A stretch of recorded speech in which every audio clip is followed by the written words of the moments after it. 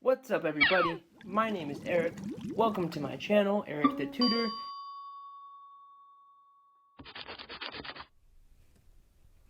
What's up, everybody? My name is Eric. Welcome to my channel, Eric the Tutor. Today, we're going to be going over the spinal cord. We're basically getting a preview of what to expect Lab 2, CHA 101, one of the stations, right? So, Lab 2, we're looking at the spinal cord, spinal nerves, vertebral column, and we're also going over muscles of the pectoral girdle, among other things. But in this video, I wanted to just give you a preview to get ready for lab at this station in particular, okay? So let's go ahead and jump in. So what we're looking at here is the spinal cord. Now, this is kind of a cross-section of the spinal cord, so I'm going to zoom out, all right? So here, I'm looking at a single vertebrae. Now, when we're in lab, I'm going to show you all of the vertebrae stacked up on top of each other and show you the spinal cord traveling through. But essentially, what we're looking at here is this is my posterior surface. So back here is posterior. This is where my spinous process is. And over here on the left, this is the anterior aspect. Okay, so this is anterior and back here is posterior. So if we're looking at it anatomically, this is how it would look anatomically. This one would be in front, and back here, the spinous process would be in the back, okay? So essentially what we're doing, if this is anatomical, we're essentially looking at the spinal cord from the superior view. So essentially we're looking at it from above. I'm looking down on my spinal cord, right? So here's my spinal cord. Let's go ahead and jump in. Now again, I'm going to go in more detail while we're in lab, but I want you to just get prepared and kind of get your bearings and orient yourself. So when you come to lab, you're even more prepared. Okay, so let's go ahead and do this. So this is my spinal cord. All of this is my spinal cord. My spinal cord is made up of two layers. Here is my white matter, and then here is my gray matter. All of this is gray matter. We said we had a posterior side. Here's my posterior side. And we have an anterior side. Here's my anterior side. Within my gray matter, I have two horns. I have one horn that's in the back, one horn that's in the front. Another word for posterior is dorsal horn, and another word for anterior is ventral horn. So these are the two horns of the spinal cord. All right?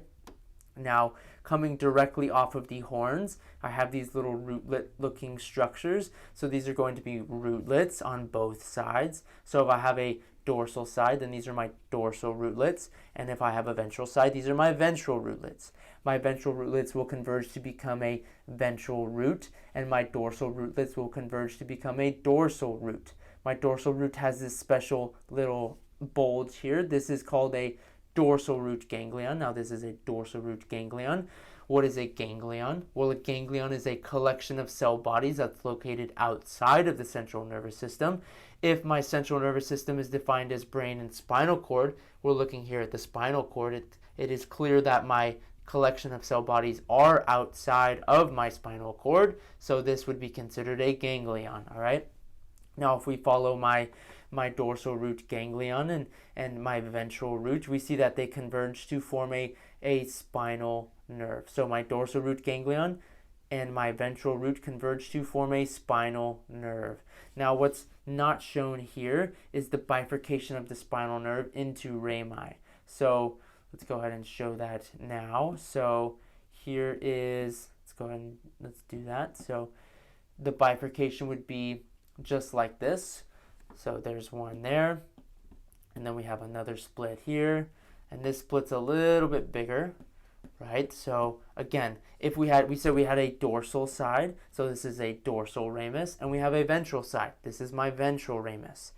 So my ventral ramus is a lot larger than my dorsal ramus, and that's because my ventral ramus supplies just about everything, and my dorsal ramus only supplies the muscles of the back and the skin over that area.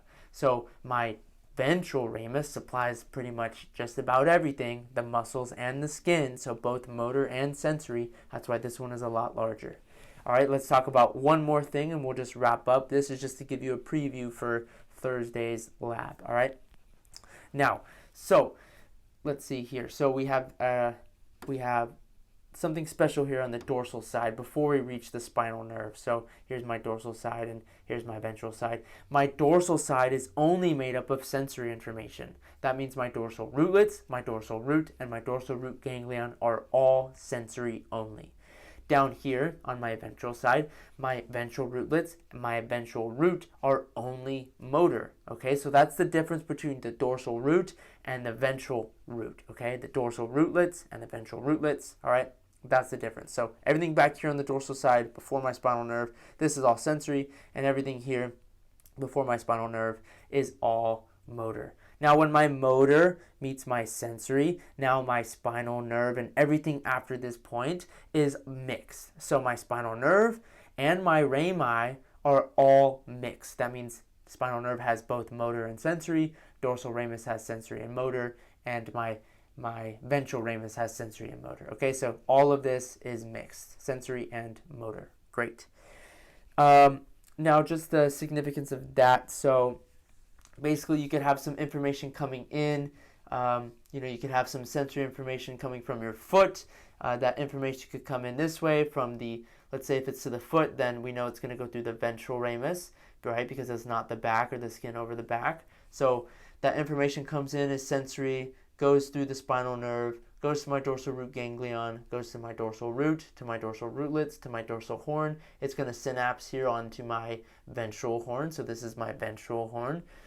And from my ventral horn, that information is going to go and it's going to travel to my dorsal rootlets. And now this is all motor, right? So now we said this is motor information. Now the information is coming from the spinal cord to the body, to the rest of the body, saying, okay, it's time to move that foot. So this is motor. My dorsal rootlets are motor. My ventral rootlets are motor. My ventral root is motor, my spinal nerve is motor, and then back through the ventral ramus as motor. So you see that the ramus and the spinal nerve are mixed, whereas the dorsal side over here is purely sensory, and the ventral side over here is purely motor. All right, that's just a preview for lab on Thursday. Hope you guys enjoyed, and we'll see you guys next time.